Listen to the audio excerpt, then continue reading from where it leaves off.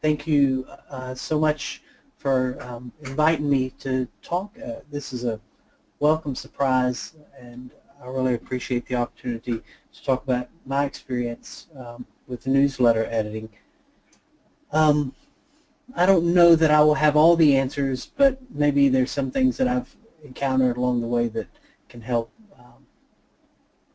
you, and so that's what we'll talk about today.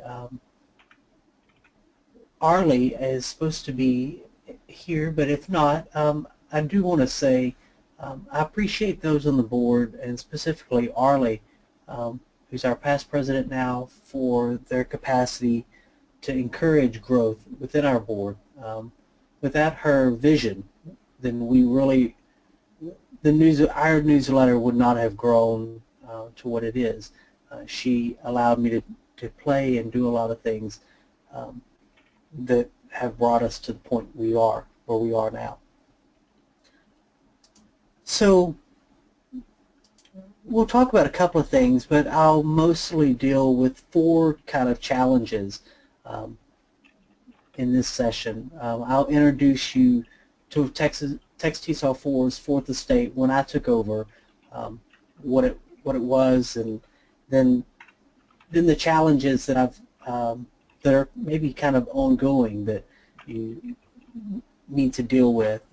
The board, change, creating a new newsletter or creating something that's different than what has been can be a challenge, and dealing with people who've necessarily been on the board for a long time who may not understand the vision or understand a lot of the ramifications of publication, or just have a lot of questions, or maybe just don't want to see change. These are things that can be difficult. Also, readership, how to get the newsletter out and into a place where people will read it, making it accessible, but also having something there that people will read, and assessing that. Are people looking at it? Are they not looking at it? And then how to get quality submissions. So this is kind of a circle with readership and submissions. If you don't have good submissions, then no one reads it. And then sustainability. This has been a big question on our board, is how do we keep up the quality, or how do we perpetuate the newsletter? If it's something big and grand, well then it may be difficult to continue that as you go along. So hopefully we'll get through all of that in about 30 minutes, and then we'll have time to discuss. So TexTESOL IV has a long history for its newsletter. The affiliate has been operational since 76, I believe, 76, 78, and we have archives of the newsletter back into 1988. Those were printed and mailed out and were about 10 pages. There were some articles in it and some affiliate news.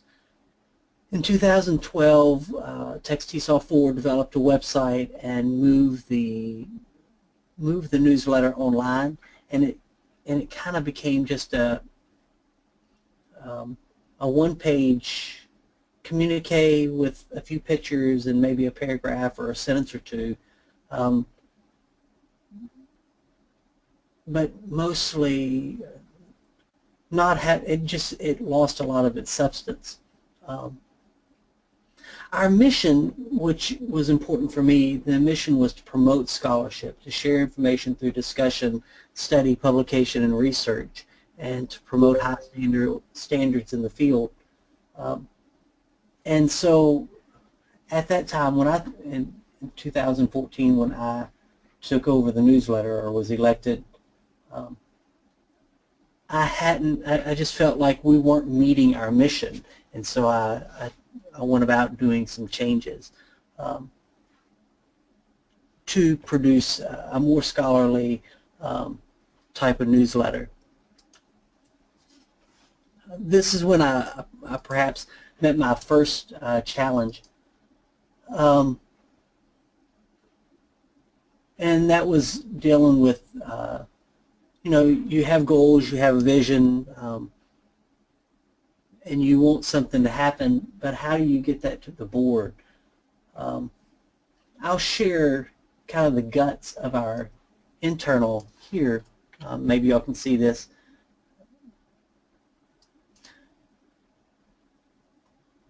The newsletter, when I took over, this is kind of where we were at in readership. There just was nothing happening. We would put things out, but no one was really responding or any kind of interaction.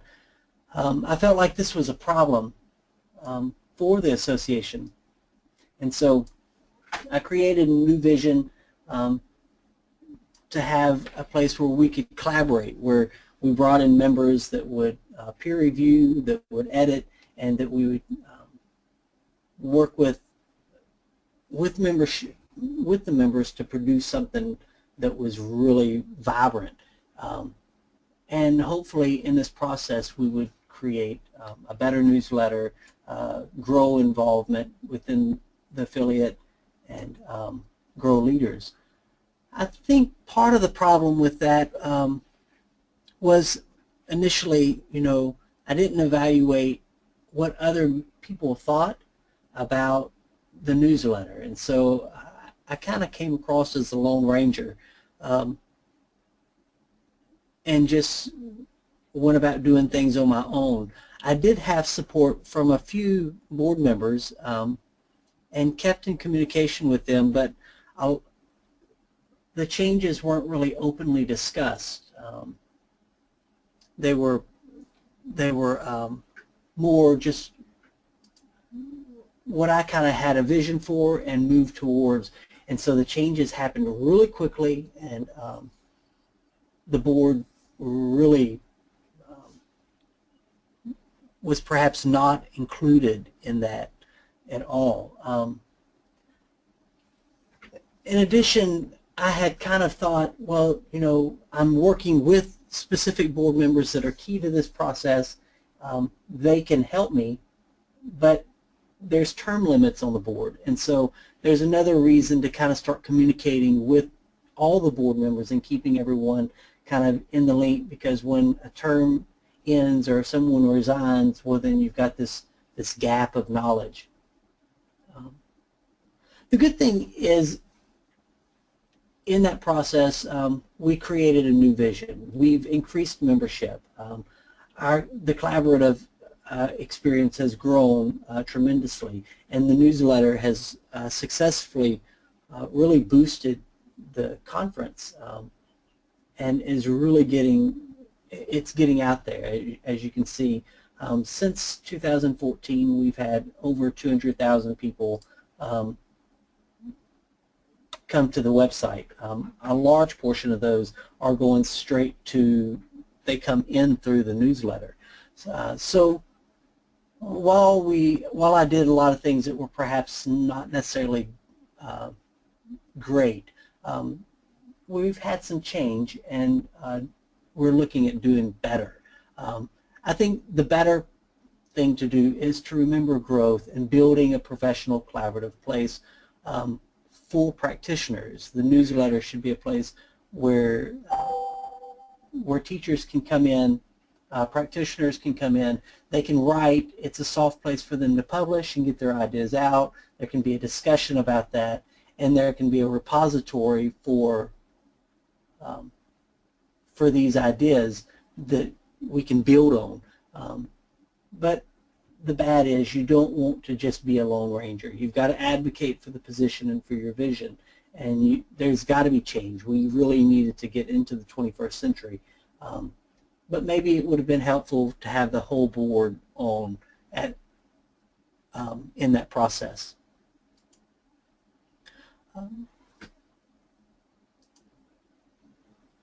Marketing the newsletter was a major issue too.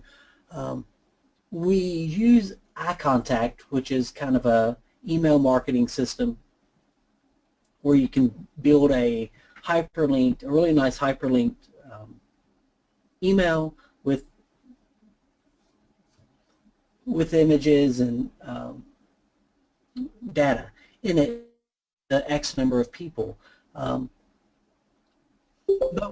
we only had a few people listed. Well, we had about 400 people on our mail out list. And if you want to get people, the newsletter needs to go out to as many people as possible. You want to increase your readership base, and this is one way of increasing membership, in my view. And so we had to find ways of increasing our ways to market the newsletter. For me, that meant begging and borrowing and getting as many people email and plugging it in and sending it out to them. So I've pretty vastly increased our email list. Our email list has about 7,200 names on it, and so we cover Texas. It goes out international, and I include, if I go to a conference and I pick up name cards and professors or presenters, then I include them in the email blast, just so that I can keep connections with them and encourage them to publish with us, and to kind of increase the discussion. So that's our first way of marketing the newsletter.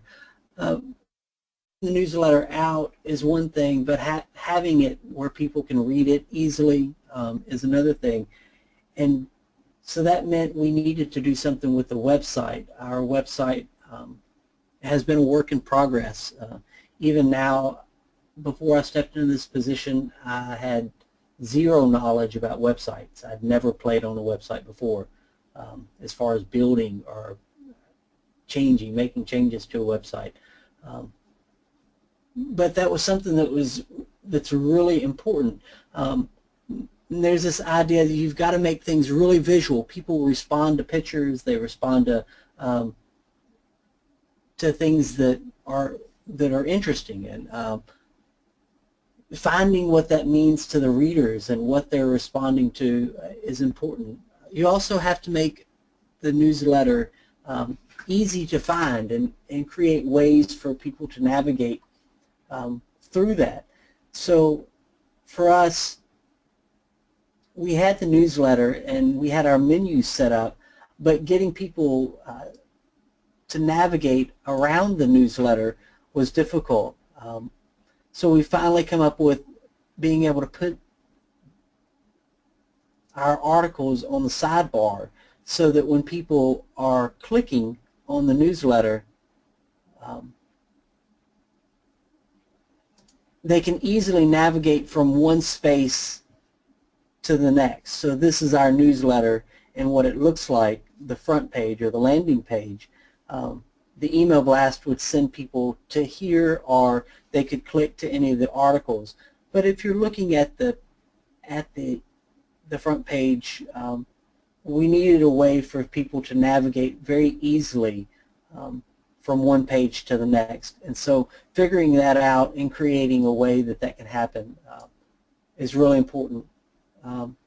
Another important thing is about 64% of our readers read from a cell phone or a tablet.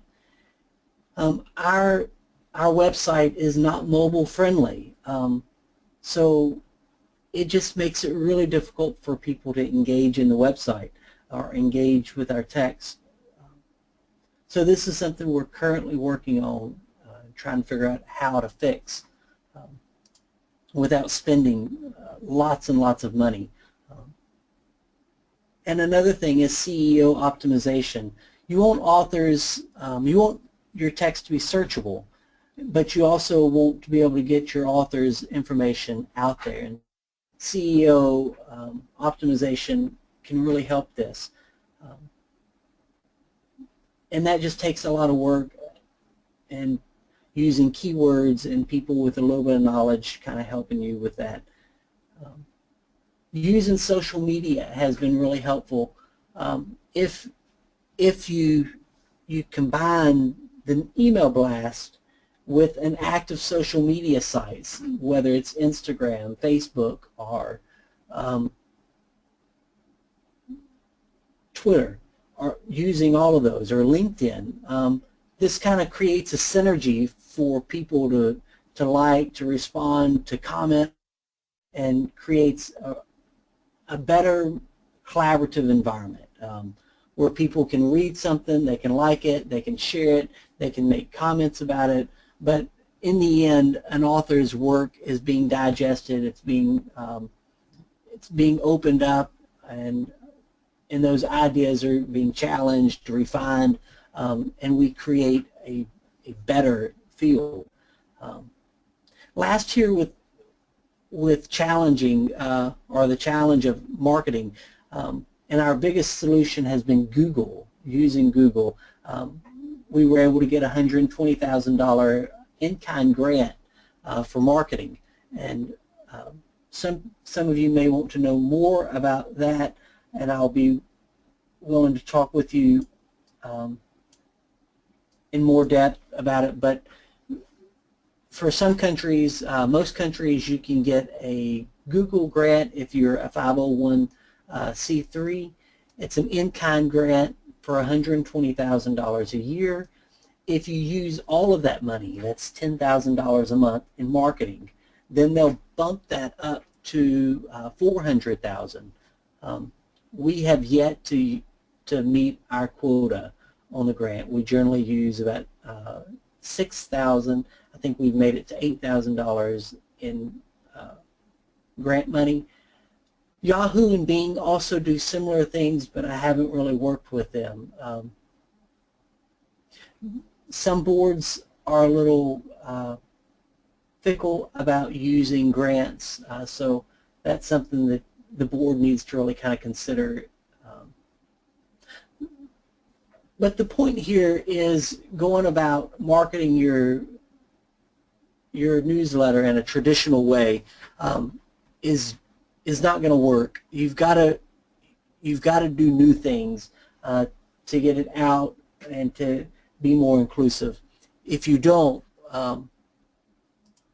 then the newsletter will ultimately just kind of stop and stop working.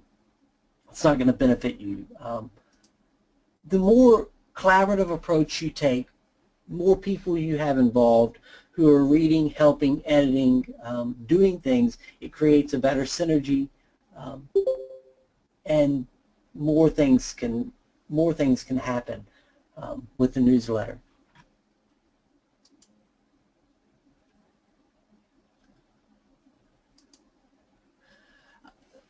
So quality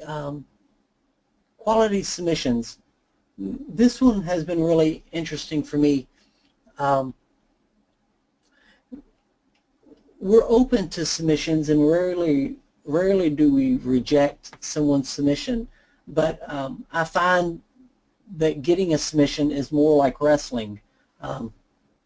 Teachers often, or people often, just won't give up their idea. They won't. They'll start writing it. They'll send something in, but after you edit it a little bit or give comments, well, then maybe you never see it again. So getting people to submit is a big challenge. There's the idea, what is perceived quality. People, what do people want to read, and do you need the big names publishing in your newsletter? And maybe I think certainly that's helpful, but it also creates a problem with people who are just trying to get their work out. Sometimes if they think it's too much or the quality is too high, then they won't be able to get in, or it's too big of a jump for them. When I first started out, I went and just begged people, anyone that was given presentations, I begged them to write it up and send it to me. I networked at a lot of conferences and promoted the Fourth Estate, and that's been helpful. So getting people who are actively engaged in the publishing or in writing things up is your best bet. And secondly, inviting them, saying, sending them an email and following up with that is huge. Another thing is you have to kind of create a space where people that they perceive that what is being published is of quality. So this is an issue of, is the idea going to reach a number of people? And for some people, for some professors, some colleges, for the professor to get credit for it, they need to have a printable, something that can be purchasable for their university or library. And so that's one big step the Fourth Estate made, is going to a venue where we could actually print the newsletter. We do a print on demand so that we don't have to warehouse or we don't have to do shipping, but it has increased the number of submissions that are good submissions. People who realize that when they send something in, well, that they can print it and it's available worldwide in a printable or an e-reader version. Well, then they're more apt to submit. Also, with copyright, we give the authors their copyright. So if they'll submit to us, we don't mind them submitting that somewhere else or changing it and doing other things with it, if they'll just attribute back to us and say, you know, this was first published in TexTESOL. This is really important.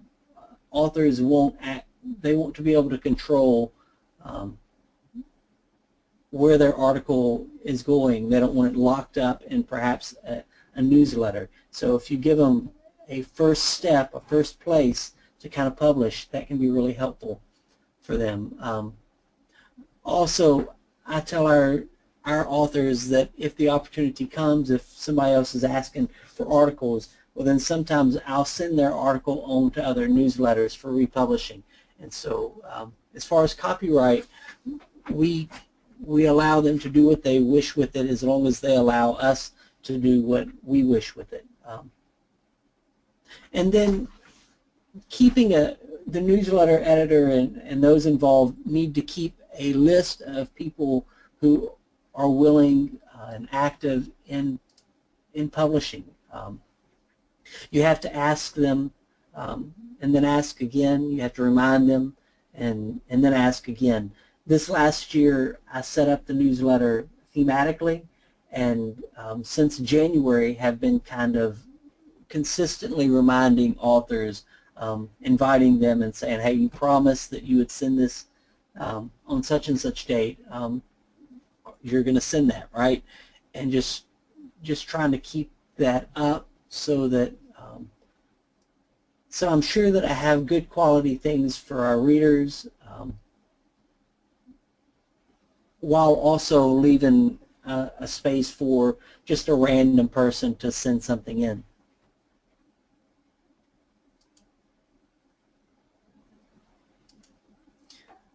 Sustainability has probably been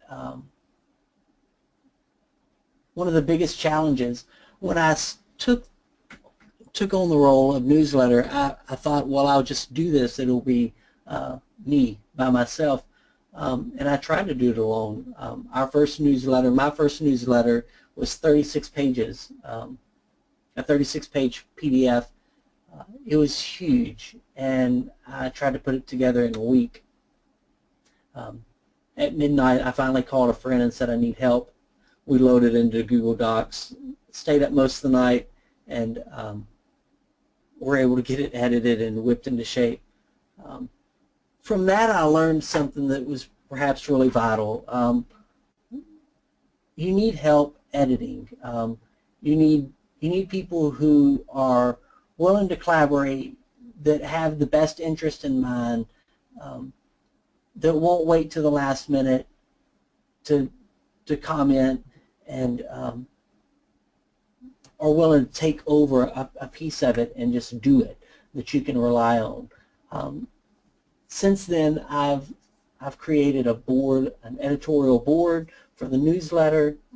We have 5 editors, 5 reviewers.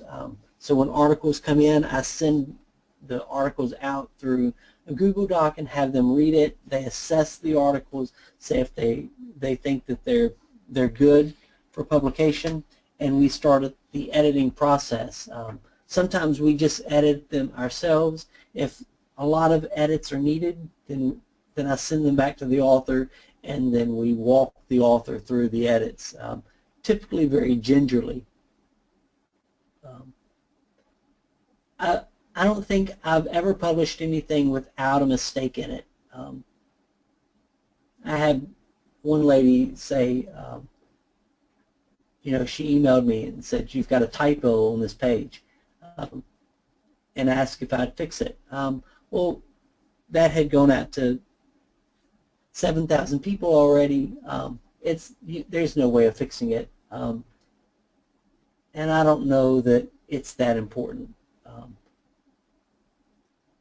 You want things to be good, you want them to be quality, but you're also a volunteer. You're not getting paid to do this, and so you're trying to do the best you can. So give yourself a break. Get people involved that are willing to help, that won't beat you up for making mistakes or having a hard time with it. But build a collaborative environment. That's what the newsletter is. It's a place for people to kind of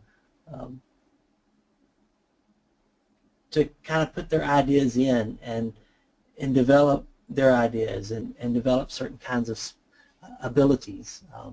To help do that, I've tried to create some redundancy.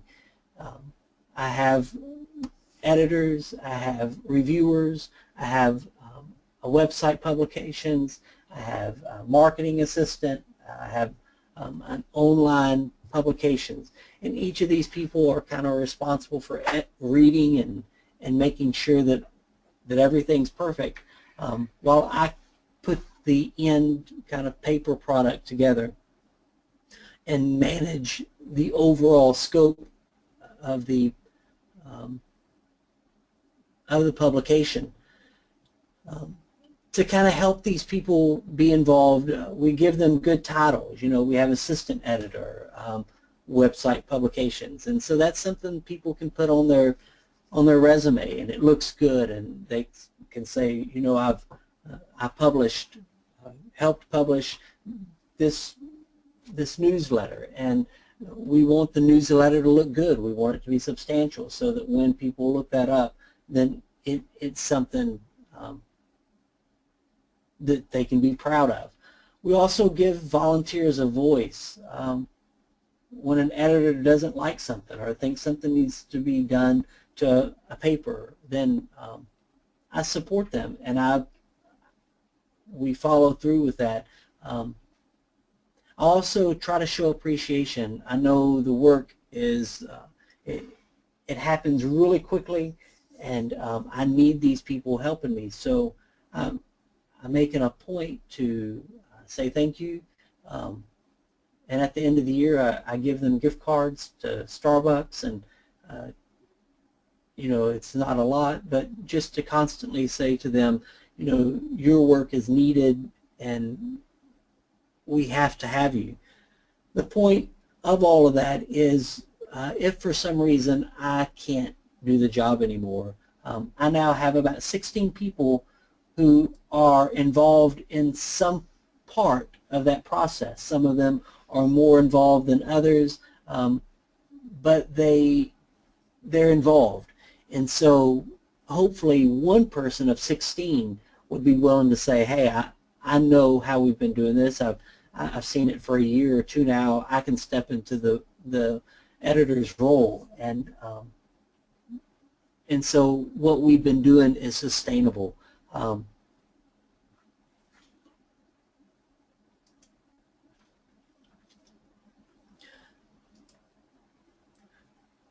What are our next steps? That's the big question. One of the biggest things or challenges that we've had is the website, managing the flow on the website.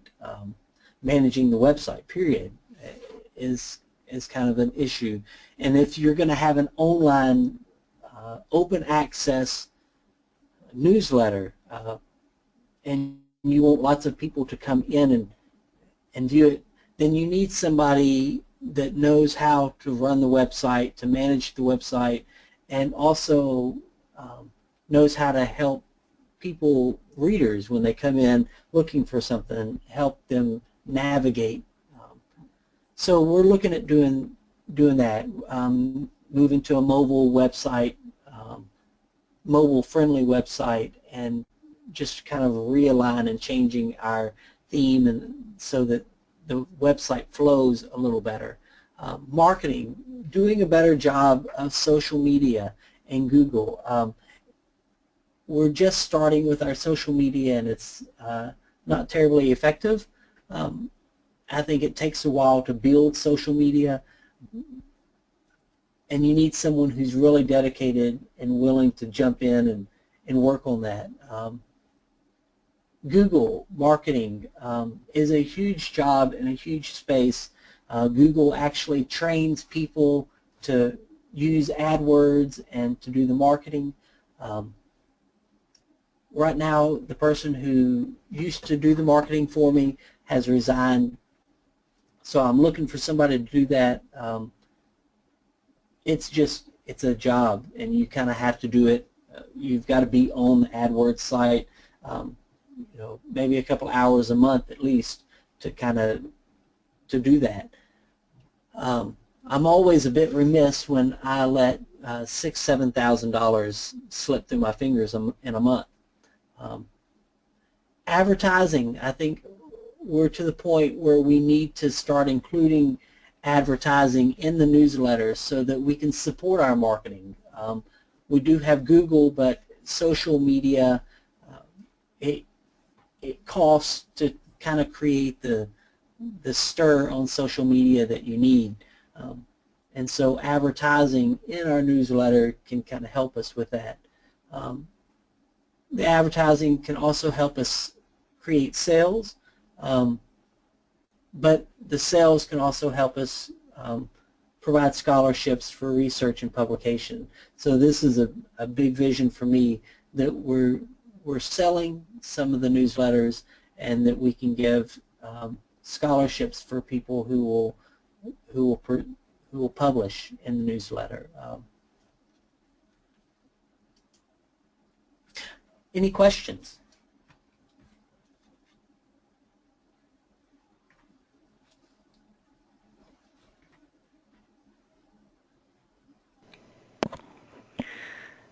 Hello, this is Valerie. Again, if you have any questions at this time, feel free to unmute your mic and ask a question, or if you prefer, you can type in the chat box. And I'm looking now at comments made in the chat box.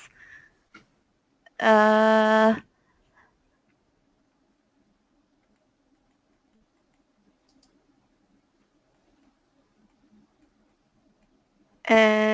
so far, no questions, just a comment I will send to Alex later.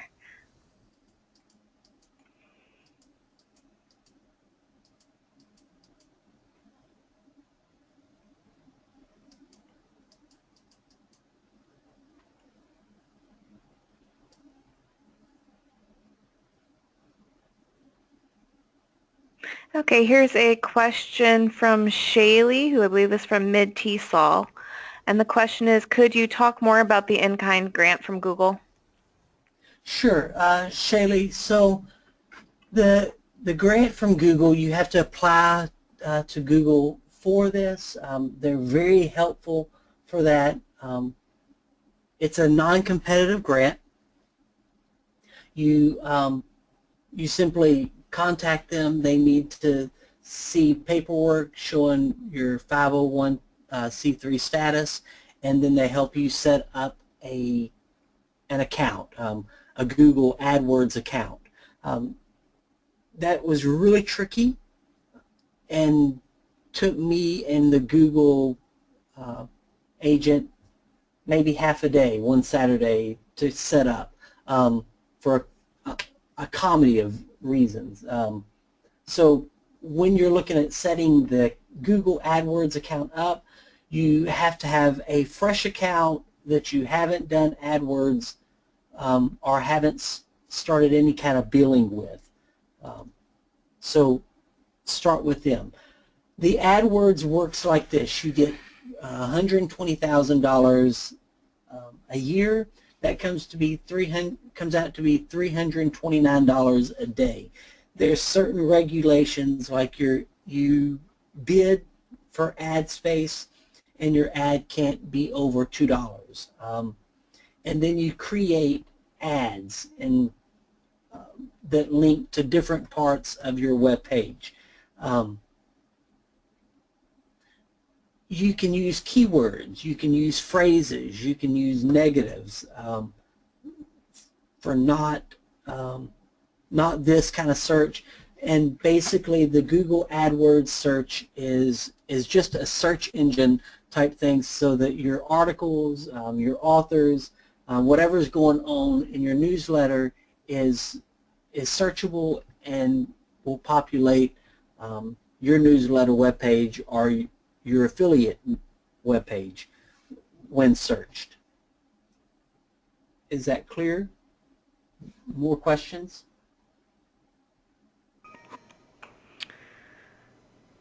Shaylee says yes, that was clear to her.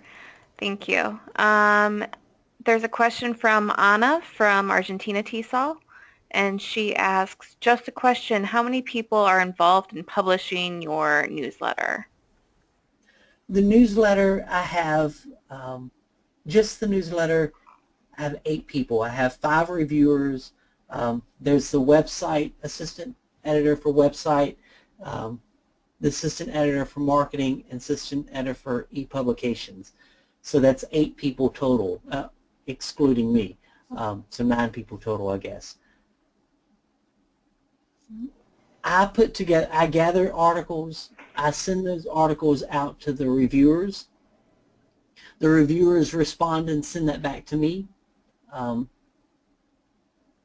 Then I send the papers back to either the authors or back to the reviewers for edits, and I kind of divide that up, and we talk about how to edit the articles. Once the articles have been edited, then I start putting them into a PDF form and forming the actual publication for print. And while I'm doing that, I give my website publications editor access to the folder, and they can start moving those files into the website.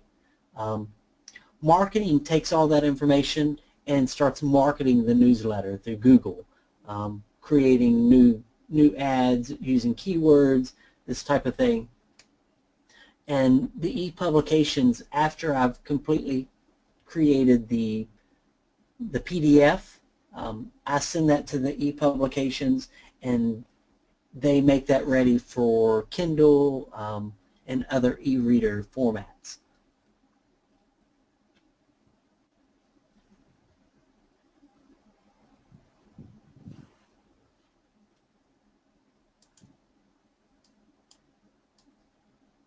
Other questions about that, Anna? She says it's a very complete answer. Thank you. Oh, okay.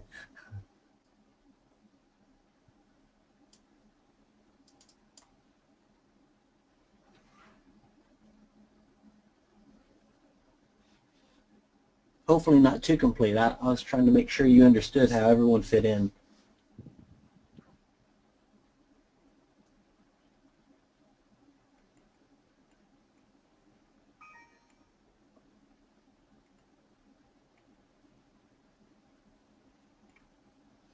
other questions or things I should clarify?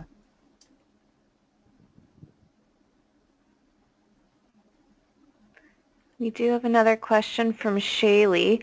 Of all your committee, which people are officially members of your board of directors? Me. And this is something I did on purpose. I do have one other person who's on the board that I include in emails, and I include our president, president-elect general in the emails that I send out to my committee, so that they're in the conversation, but they're not expected to do work.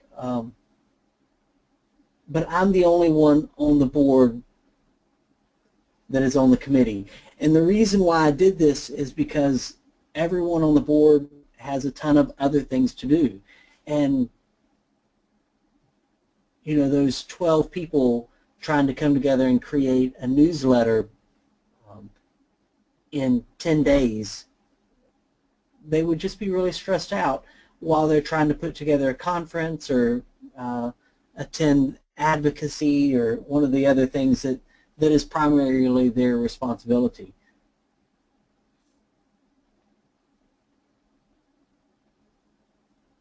Also, if everybody or many of the people on the committee were on the board, then it just becomes kind of incestuous. You don't get new ideas. You don't get flow. So reaching out to members, it gives them a chance to be involved at a limited place so that they can work and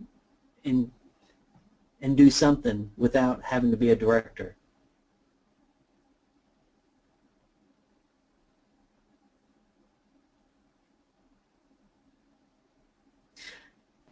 This does kind of bring up another issue of how do you keep the board, you know, the board in communication with what's going on. And I think that's where it's really important that in the board meetings, that the newsletter report is fairly thorough, and that there be plenty of time for people to ask questions about what's going on.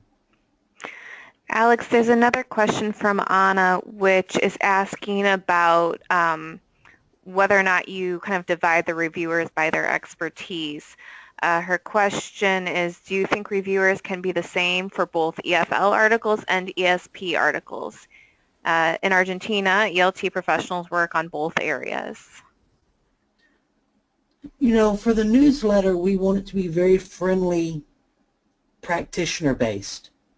So a lot of, you know, of the 5 reviewers, I have a school teacher, I have a couple of professors that are doing teacher education. I also have an IEP and someone who's in an intensive English program teaching, as well as an ESP, English for specific purposes.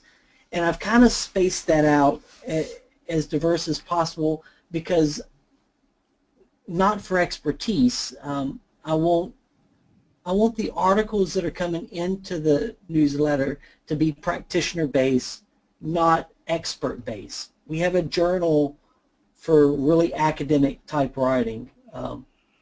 Newsletter we want for our teachers, that they can just kind of sit down and read, and it's casual. And so I don't think it needs to be by expertise. What I'm more interested in is if this broad group of people can read it, understand it, and get something from it, then that's what's helpful for our reader base.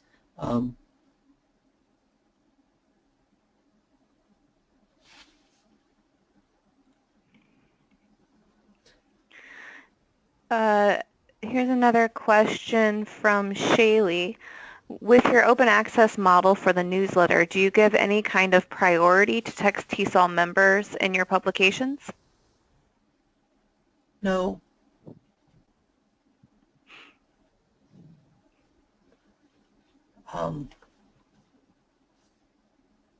If an article makes it through the review process and is edited and sent in on time, well, then I'll publish it. If it doesn't, well, now if I start getting 30 or 40 articles, a newsletter, well, then I'll have to rechange that. I have to rethink that. But right now, it's whoever's willing to do the work to get it published. Well, then that's who we publish.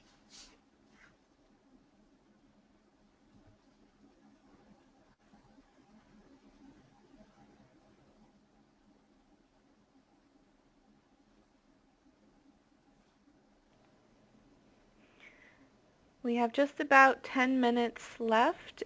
If anyone has any last questions, please ask them. And if there aren't any other questions, also want to give an opportunity if anybody wants to share anything about your own publication, your own newsletter. Please feel free to do that in the next 10 minutes as well.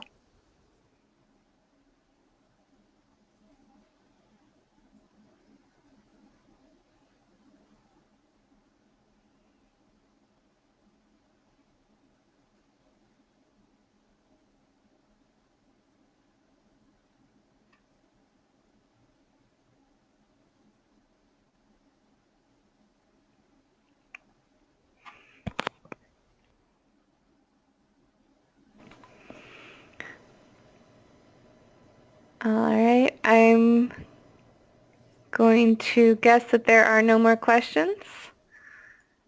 And in that case, I want to thank Alex for sharing his experiences and expertise today. And thank you all for joining us. We hope to have another one of these sessions on a different topic in late January, and we will certainly be sending that information a month or two in advance of that discussion. So thank you all for your time today.